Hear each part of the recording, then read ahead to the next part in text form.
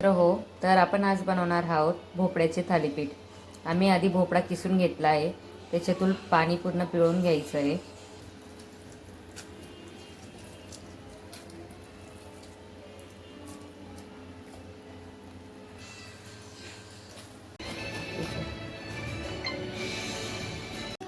तर आता आपण भोपळ्याच्या थालीपीठासाठी लागणारे साहित्य बघूया. मी 1 वाटी बेसन पीठ घेतलं आहे आणि 1 वाटी बाजरीचं पीठ घेतलं आहे. इथं मी गव्हाचं पीठही ॲड करूया आपण याच्यात. त्यानंतर 2 चमचे तिखट, हळद, यात चवीप्रमाणे मीठ टाकूया.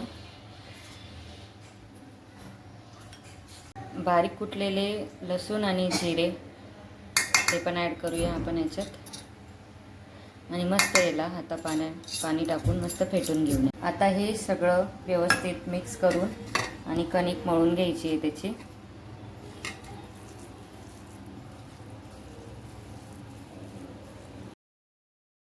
मस्त अशी कणिक मळून झाली आहे.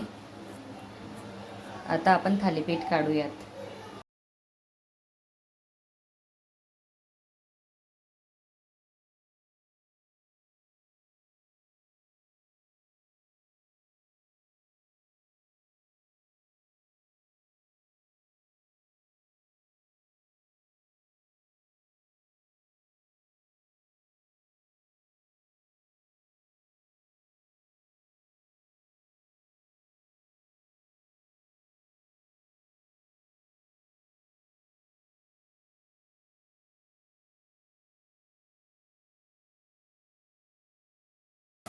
तर आपलं हे थालीपीठ तयार आहे. मस्त लालसर खरपूस भाजून घेतलेलं आहे.